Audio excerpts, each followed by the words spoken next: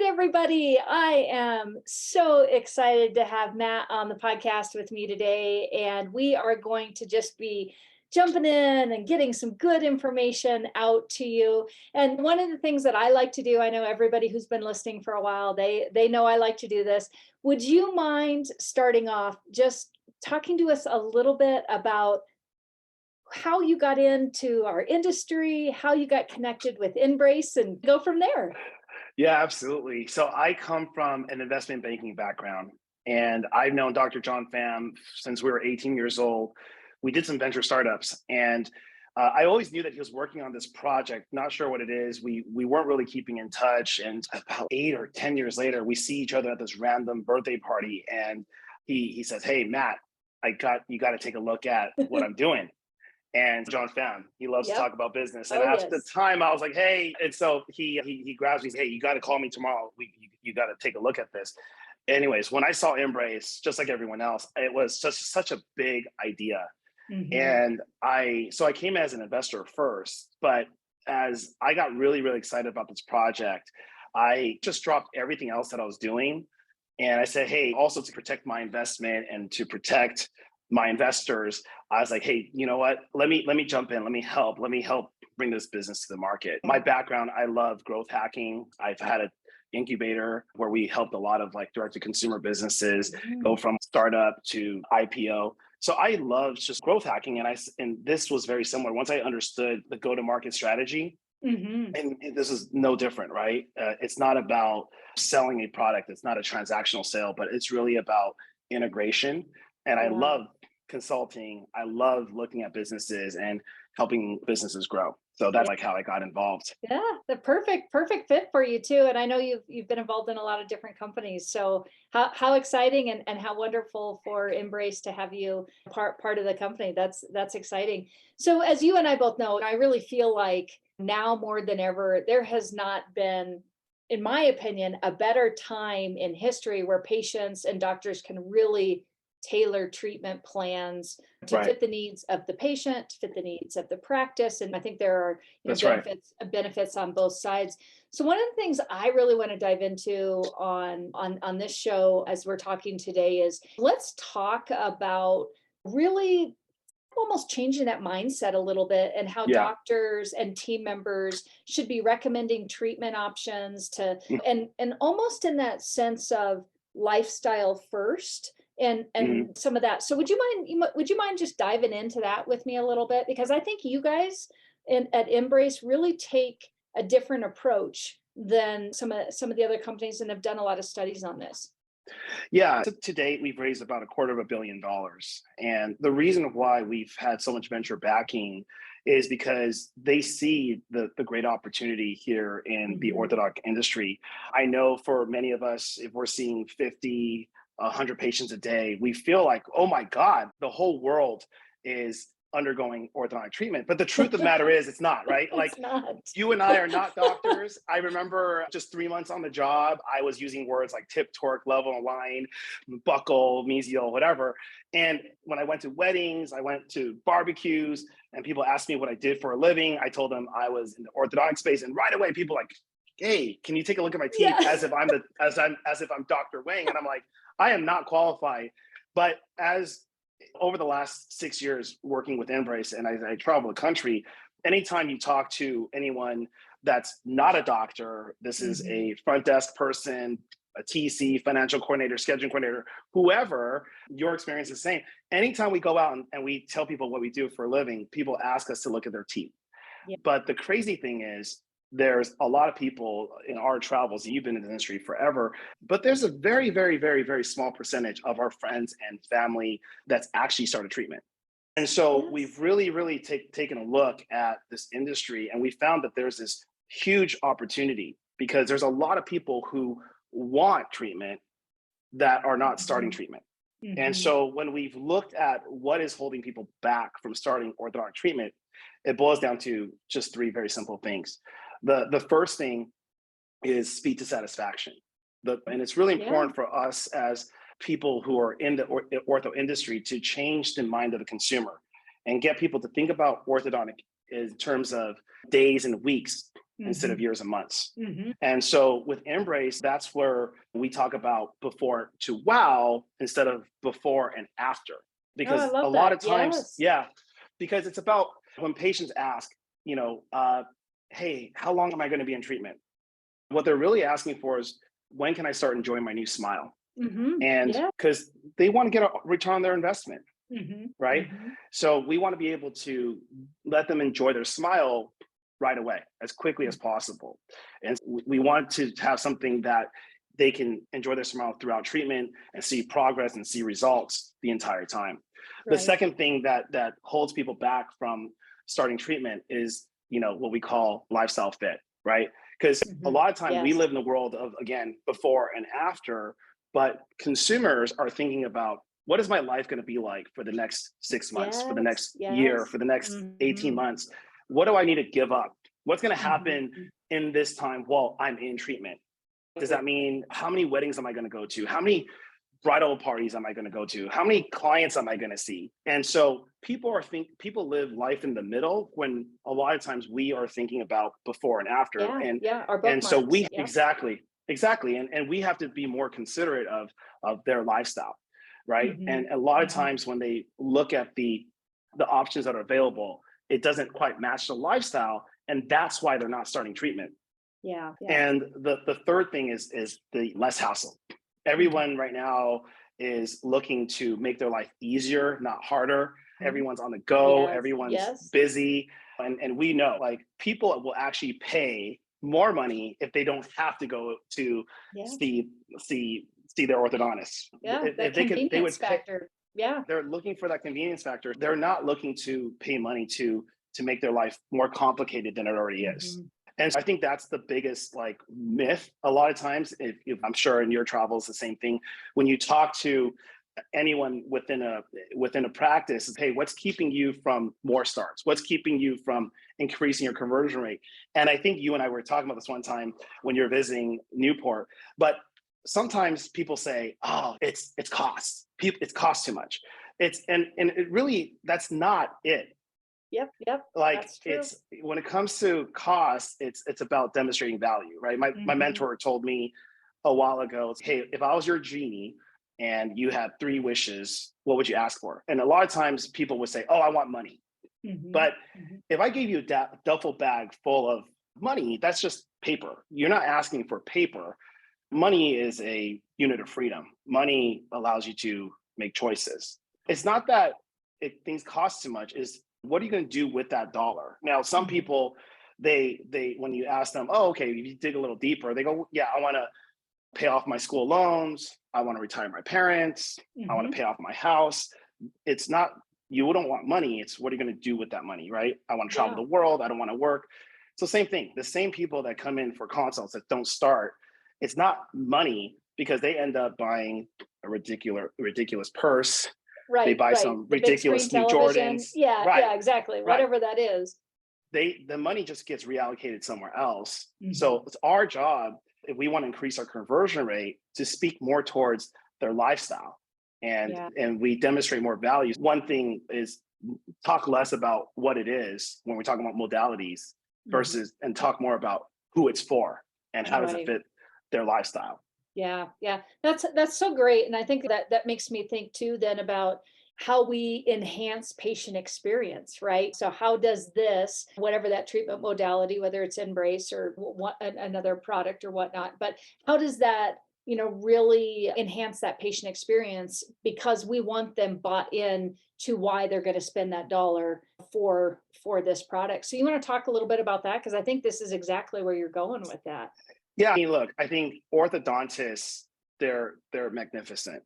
They're Mhm. artists. They Mhm. can close space. They can, like I said, they could tip, torque, level line with any modality. There's, like we said, there's no bad options, right? Yep. Traditional braces Yeah. are great. Aligners are great. Yep. InBrace is great. But if we are able to look at patient first and their lifestyle first, this is what you were talking about earlier about flipping sort of the new patient consult. Because right now, sometimes what happens is we're doing it. The current process is this: we go in, we pull up the X-rays, we pull up the records, and we start just talking about The what's wrong problems. with Yeah. this, with the Yeah. problems. And then what we do is we talk about, okay, what am I comfortable treating this particular case with? When that happens, it's taking away, again, consideration of the patient's lifestyle. But and that actually hurts our conversion rate. And what we want to start with is understanding why they're here, what is their chief concern, right? Their why. And that will drive just a much better patient experience, right? And that's, again, one thing that we were talking about is net promoter score, right? Right now, anytime we buy anything, if we go to Office Depot, Home Depot, any of the depots, right? You buy anything, they usually send you a customer satisfaction survey with just one question. And the one question they ask is, what is the likelihood of you recommending this product or service to a friend or relative? And they usually give you a scale, 1 to 10. And that's it. That's all they ask you. And right now, if you look at the private equity sector, when they look at evaluations of a company, they're not just looking at the P&L, they're not just looking at profit and those numbers, they're looking at this NPS score. Net promoter score basically talks about what is the likelihood of someone recommending a product to a friend or relative. And it's just basically, so if you look at the industry right now, some of the best companies we know, Tesla, they have a net promoter score of 96. Everyone who drives a Tesla, they swear by it. They're like, I can't believe it. It's almost like they're publicly shaming you. What are you doing? Like, why are you driving a gas powered vehicle? Starbucks is at 77. Netflix is at 68.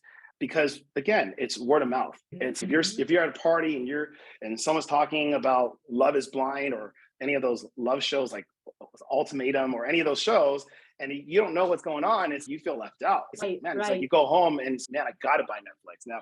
So that's kind of like why Net Promoter Score is so important. And Net Promoter Score, what you do is you take that score of 1 to 10. So anyone that gives a score of 9 and 10, that's a promoter. Anyone that gives a score of 1 to 6 is a detractor. You toss out anyone that provides a score in the middle, which is a 7, 8. That's what we call passive. So you take the promoter score, you deduct it from the detractor score, and that gives you a score. So if you have 60% promoter, you have 30% detractors, that gives you an NPS score of 30. Now, the most important thing is not to get too hung up on what your score is. And a lot of times when it comes to growth hacking, when it comes to growing your business, it's about focusing on who is not your customer. So it's backwards. A lot of times people I love this. Yes. Yeah. A lot of times people go and ask their current customers, why do you love us? Why do you buy from us? But you don't really need to ask that because they're already your customers. If you really want to unlock the opportunity to grow your business, you want to go to your detractors. Hey, Jill, why are you not a customer? Why are you not buying from us? Why wouldn't you recommend our product or service to a friend or family member and let them sit back and let them talk? Because those are the things that we need to start cracking down on. Those are the things that we need to start paying attention to. And that gives us the opportunity. We address those things. And by and large, going back to your original question, why is that important? Because it all boils down to patient experience.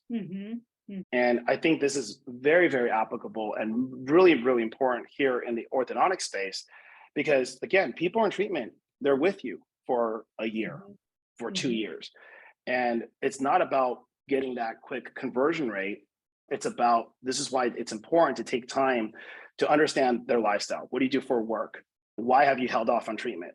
Those are all really important questions to ask, because they're going to be in treatment for a year or two, and whatever modality that we recommend and we start them with, they have to enjoy that experience, right? Yeah. And I think that kind of reminds me of, I think we can get so focused on patient experience being about, and this is really important, hear me on this, what it's like when they come into the office and the interaction that they get with the front desk and clinical team and the doctor, and all of that is very important. And that's the culture of your practice and that patient experience. But I think what you're hitting on, and I just don't think we really take the time to slow down and think about this with any of it, is what is that patient experience like interacting with the treatment modality that they're choosing? Are we forcing them down a path that this is the path we want you on, and if you don't conform to this path, then that's probably why they don't start? Or Yes. are we, like a buffet, almost saying, hey, let's talk about your lifestyle, like you're saying, you do a lot of public speaking, Right. let's talk about that. Or, oh, you're a model, or, oh, you're doing Right. this or that. And Right. really, I think nowadays, especially, being able to tailor our treatment Hmm. experience to what the patient is looking for. Because again, I That's think it right. just gets us closer to the yeses. And that's ultimately what we're all looking for, is to get them to yes. But I think your point is so valid, and something we don't talk a lot about in our industry. Yeah, no, you hit the nail on the head. I think a lot of times when we talk about patient experience, we're thinking about the Ritz-Carlton experience. How's the furniture? Are we giving them eucalyptus towels? How's an espresso machine? Those are all really important, right? Mhm. But the thing that's going to give you that 5-star Yelp review, the thing that's going to keep driving patients into your door is their experience when they're in treatment, when they're not Yes. in your office, but when they're out living their real life, right? Mhm. And this Mhm. is why InBrace, our slogan is made for you, made for real life, because we Mhm. know life is not when they're in the office. Life is when they're out there, when they're working, when they're traveling, whatever, right? Yeah. So Yeah. that's why there's 3 questions that I always like to open with when I start a new patient consult, which is, hey, what brought you in today?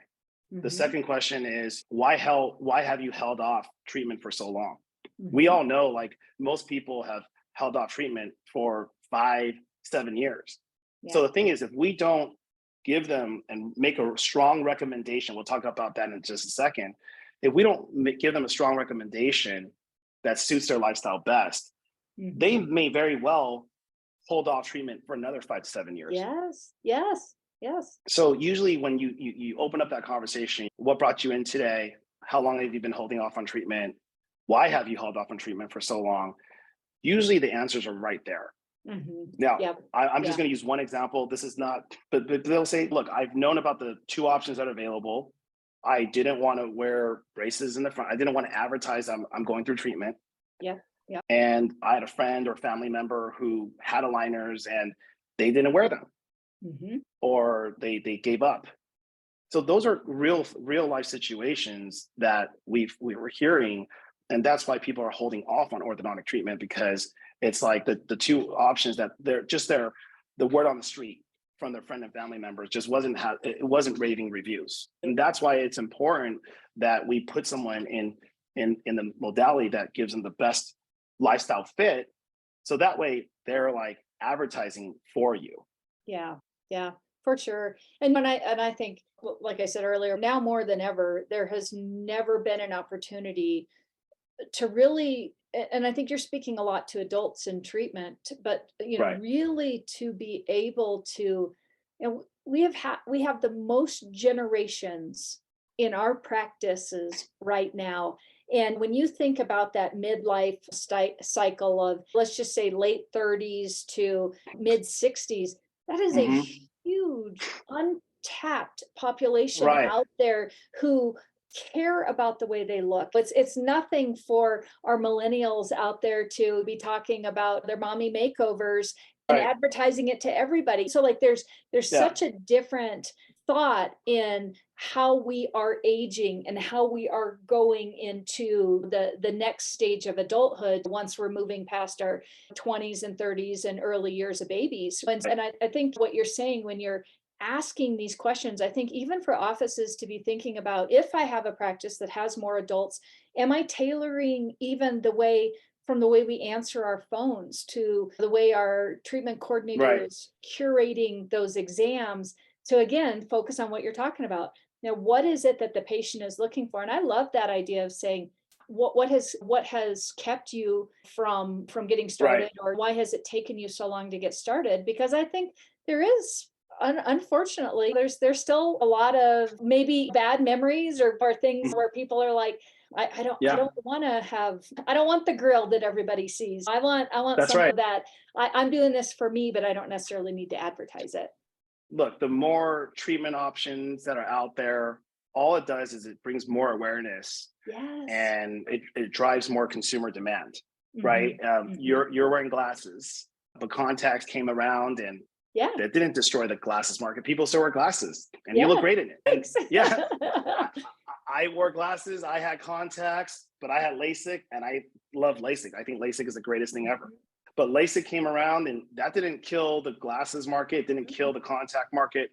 What it did is when you have more options, again, it just drives more consumer demand because it drives more consumer awareness. And that's Yeah. what we hope to do with InBrace. It just gives people more options.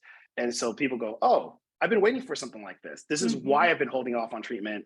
Now I can get started. And Yeah. I use this example too, because I remember I'm gonna date myself here, but I'm class of '99. That's when I graduated high school, and that was what I call the ab revolution. You turn on TV, you couldn't help but to watch some advertisement on some sort of new ab machine. Remember that? There was like the ab Yes. roller, the ab crunch. Yes, It's the like shocker, yeah, yeah, the shocker. And I forgot what that other one. It's like it looks like a plane, and then you're supposed to push it against your abs. Anyways, anytime you turn on TV, it was like the ab roller, ab crunch, and all that stuff. And then when you started doing cookware, you had the George Foreman lean, Yes. mean, fat reducing grilling machine, and then you had the non-stick cookware, right? And I remember the slogan. How you eat or how you cook is how you eat is how you look and feel tomorrow, right? It's you couldn't sell cookware without relating it back to your abs, right? You sell a Yes. blender, and this is why, and I'm really grateful because I'm a Lululemon fan, and all I wear is athleisure wear. But now that's what born the Lululemon, right? And so thank you for Yes. that. Yes. But my point is, it just drew so much attention to the Mhm. health and fitness, diet, and all that kind of stuff. So the more options out there, it just keeps the buzz going, and it really, really helps. Yeah. And the Yeah. one And thing you touched, go ahead. no, go ahead. No, one thing you touched upon too is in terms of growing that sort of adult market, right? I Mhm. think what you just said, that's the consultant mindset, right? That's a huge untapped market too, right? And that is another myth we want to bust. Just like earlier, I said, one of the myths that we want to bust is that orthodontics doesn't have to be years and months. It could be days and weeks. But another myth that we want to bust is orthodontics doesn't have to just be with kids, right? Yes. Yes. Adults too. Yes. Yes. Yep. So Yep. this is something that, again, this is why asking them about what do you do for work, and that's another thing too, is like what we talked about, like the overall customer experience, right? Mhm. I Mhm. know that we do small talks when Mhm. people come in. We're not rude, we're not mean, but are we taking the information that people give us when they come in and we greet them and say Mhm. hello? Are we taking all that information and going, which modality is going to be best fit for Mhm. that lifestyle? Yeah, yeah. And that's something when I'm working with my docs that are a little bit more experienced and they're really clicking along. Is my hope is that our treatment coordinator is gathering all that information, relaying it to the doctor. So they're coming in talking about the treatment that the patient wants. Like, why waste your time going through the litany of 100 things that you Right. could do instead of just saying, "Hey, we're ready to go. We can get this. Here we go." Da da da da da.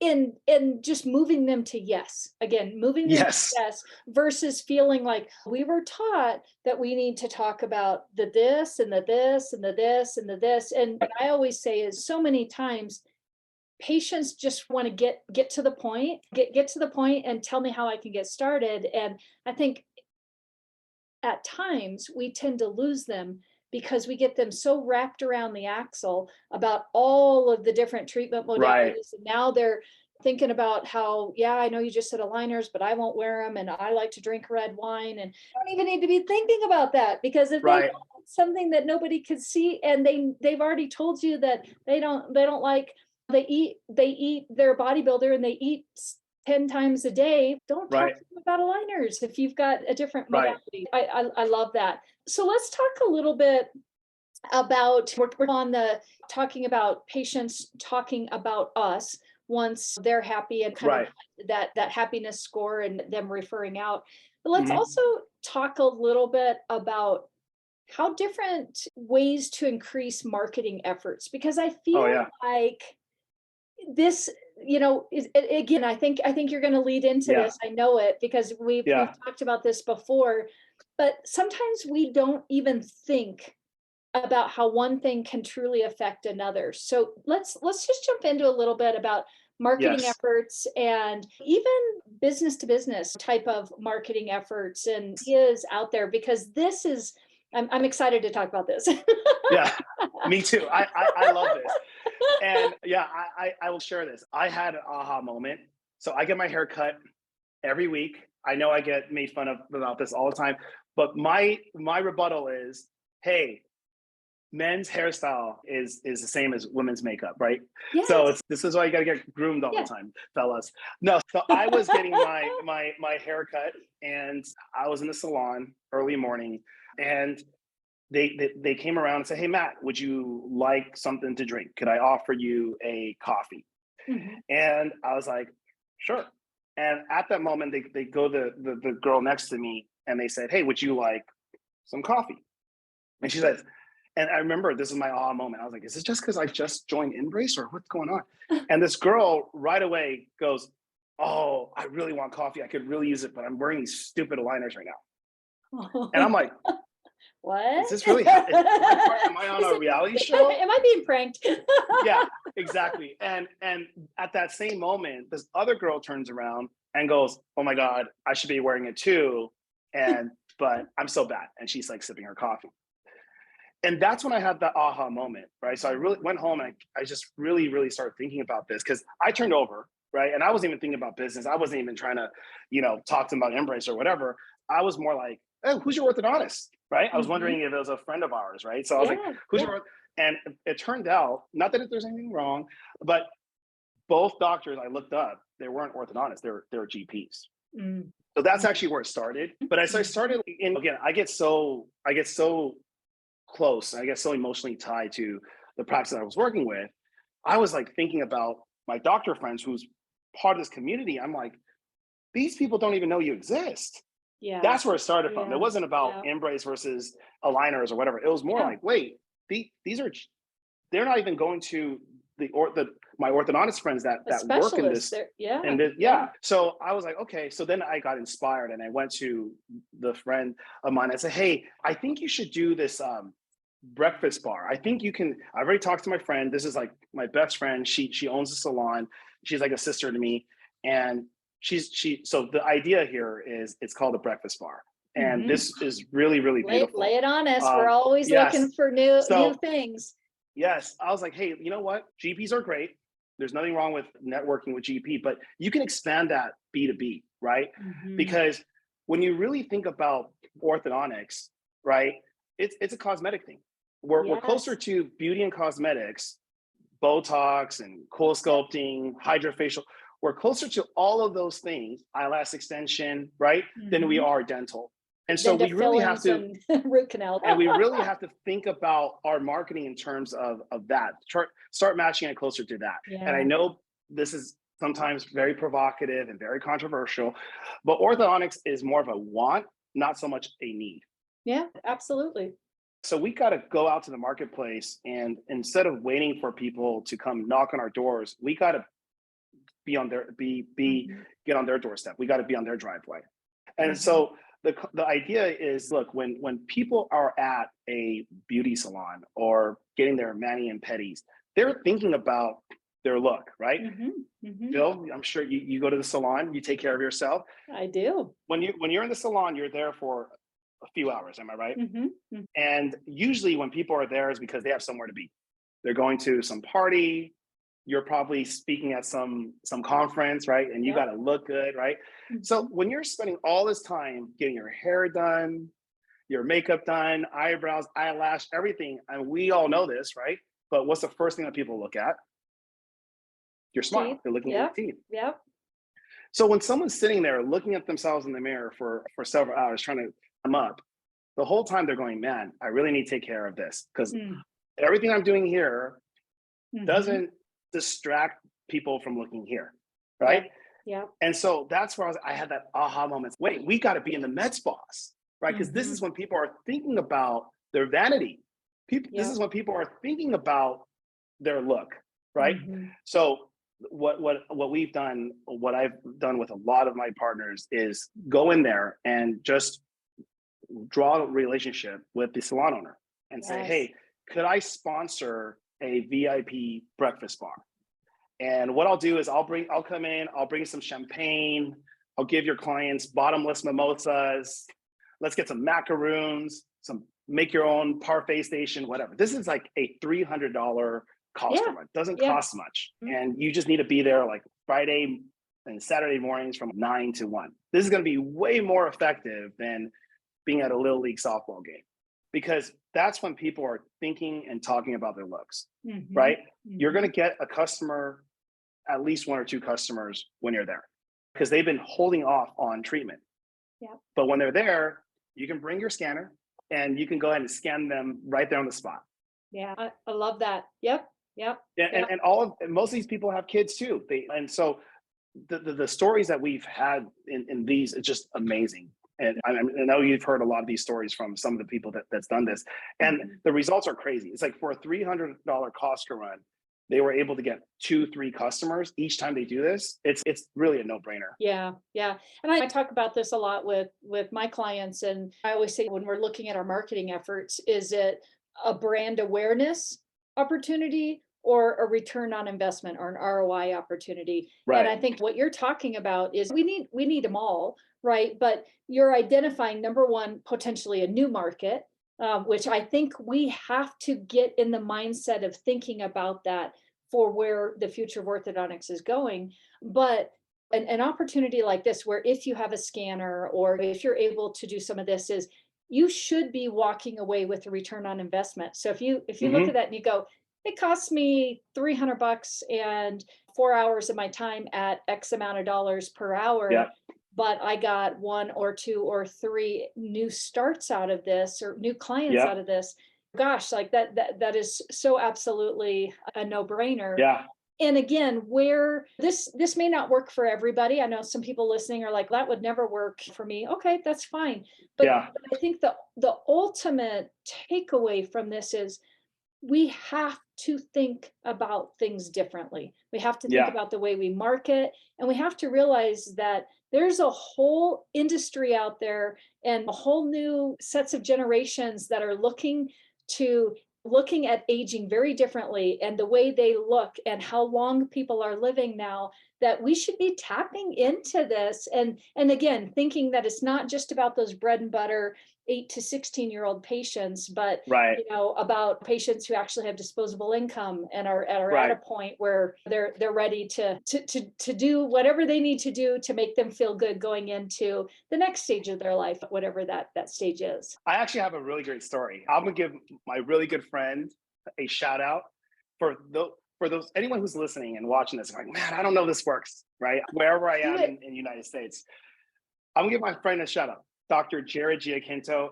and he won't have his feelings hurt when I say this, but he's in Bakersfield, California. And I'm saying again, Bakersfield, California. He makes fun of it, Bakersfield, California himself. And he did this and he is crushing it. Okay. His client is, you can look her up on Instagram, is Nailed by Cleo. Shout out to Nailed by Cleo. And she does these like bejeweled manicures, right? She puts bedazzled jewels and stuff like that. When I told him about this, at first he was like, oh, dude, I'm in Bakersfield, California. I'm like, go try it, right? He does this. And again, aligners didn't fit Nailed by Cleo's lifestyle, because she's doing people's nails, right? Yeah. And so her hands get dirty, and that's not something she can do. And especially if someone's spending good money on their nails, the last thing that they want to do is have to the chance of ruining their nails, right? Again, the littlest things can affect people's lifestyle. So aligners didn't quite work for her. So he said, hey, look, I'm going to go ahead and put you in InBrace because I think this would be a better fit for you. Kid you not. While she was in treatment, for the first month she's in treatment, each week she referred 8 new clients to Dr. G every single week. Yeah. So if it works in Bakersfield, California, it can work anywhere in the United States. That's I love that story. And I think again, it's just finding finding out the patient's lifestyle, taking time to slow down and listen, not just following the script of, we always ask these same questions and we always present the same treatment plans, really taking a chance to tailor it out. And then when you get those mavens or those zombie loyalists that are like, this is it, I am going to talk about you. Now, I always say I'd rather have 10 people out there talking about me, saying good things, than me having to be out there working to get 10 people to talk about me. That's right. That's right. So yeah, the way you're absolutely right. And the way I look at the breakfast bar, the breakfast station is because, again, my original thought was, hey, you need to let people know that you exist, because they don't know that you exist. So I was like, instead of just thinking it like purely from ROI, like you mentioned earlier, just do it purely for community outreach. Let people know you exist, right? Yes, that awareness. Right? We gotta have awareness out there. Yeah. And so they know that you stand apart. Yeah, that's great. This has been awesome. And I was so excited to have you on, because I know that we could probably spend another hour just talking, and we always do when we're together. As we wrap up, any last thoughts that you want to leave the audience? Or I know we've covered a lot and we've really made our way through, but anything that you were like, oh, I just want to make sure I make this point before we finish up? Yeah, no, thanks. I think it's really important for us to not look at, orthodontic products as far as what it is and how it works. I think when we are talking to consumers in our marketing, on our website, it's really important for us to transform our language more about who is it for. Because sometimes I go on websites and I look at it and it's like the language on the website when we're describing modalities, we're forgetting that this is intended for consumers, right? So why are we saying stuff like the highest grade of plastic, space age, like steel, or this is self-ligating? Like consumers don't care. They don't even know what the hell that even means. Exactly. But I think that's the one thing, is if we can transform our language, our presentation around the consumer. And that's another thing too, right? It's just, let's not think of them as patients. Let's start thinking of them as clients and consumers, because they're not a test subject, right? And the truth is, they're not your patient until they start. So before we are able to start them as a patient, we got to treat them like a customer, right? So again, if we're trying to start mirroring a little bit more about the beauty and the med spa world, they don't call their clients patients. They call their clients. And so I think that's something that we have to take into consideration, because if we start thinking of them as consumers or clients, I think that will naturally help us reprogram how we view their lifestyle. Yeah. And taking our cues from outside of our industry. I think that has been a big shift I've seen as I'm working with new doctors, is we have to do things differently. But it isn't just the old tried and true way we did things 30 years ago. It doesn't work anymore. And that isn't what the consumer is looking for.